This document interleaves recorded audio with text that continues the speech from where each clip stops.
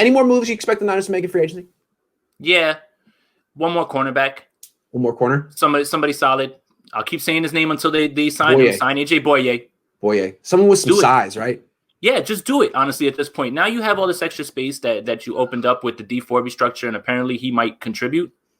And so now you just need to have a certain amount of money for your draft picks. Again, if guys are taking 1-year deals with no guaranteed money and things like that, who's to say that AJ Boye wouldn't? Maybe he wants to sit around and wait to see how the market develops. But again, he's got a 2-game suspension that he has to carry out before he can play.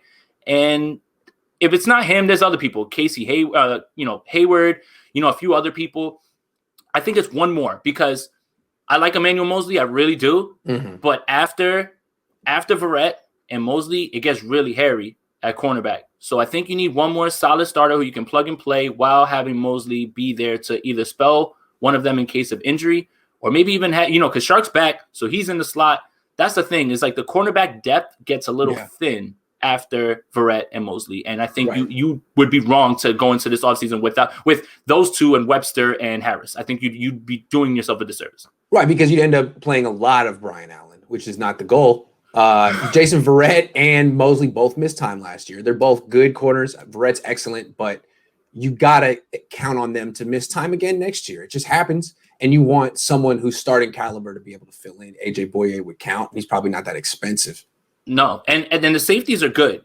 Ward, Tart, Harris, Moore, you're fine. Yeah, you're fine up there. You're fine. There. That's what makes that Tart move so great. It just does. It's not only what he does for the defense, but I'm talking about straight up depth. You've got 4 guys who have seen the field. You're comfortable at least enough with them playing, whether, the reason that they're backups is their deficiencies or whatever, because Tart doesn't give up those big plays. Tarvarius Moore does at times, and sometimes he there's coverage lapses and things like that. But you need to have that, especially considering, look, no disrespect to Tart, but he hasn't been healthy for a full season. So you can't set your watch to, what he does. When he's on the field, there's no discussion. And then the same thing with Ward. So that's the thing. Now, when you're talking about cornerbacks, I think you need to bring in 1 or 2 more guys, even one more guy, honestly, that will be like maybe not a practice squad guy, but somebody who's a vet in the league that maybe people are just down on at this point. But you just want somebody in the room that either 1 can help these guys and 2 provide depth. Right, because if they don't do that, then it really tips their hand for the draft. Like they would have to take a corner at no later than round 3. Absolutely, with one of their top 3 picks. For sure. Boye, and it's got to be someone big. Got to, because they don't currently match up with DK Metcalf at all.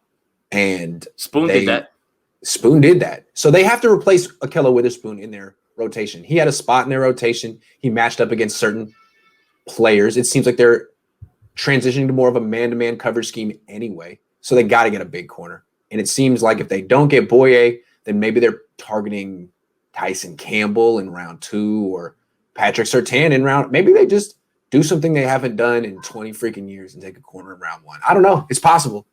But I'm scared about Surtain. Yeah, me too. I mean, he tests well. He's smart. But when you watch him, it seems like he doesn't have that burst he gives up a lot of separation, it seems like. He has the measurements and everything. The measurables, all that stuff lines up. But he's not fluid when he runs sometimes. I'm just like, man, why isn't this coming together? Yeah. I think he's a little overrated. I don't know. Sean says, does Atlanta draft a quarterback since they restructured Ryan? It's a good question. We're thinking probably yes. I mean, why would they pass up this opportunity? If they like a guy, they probably will.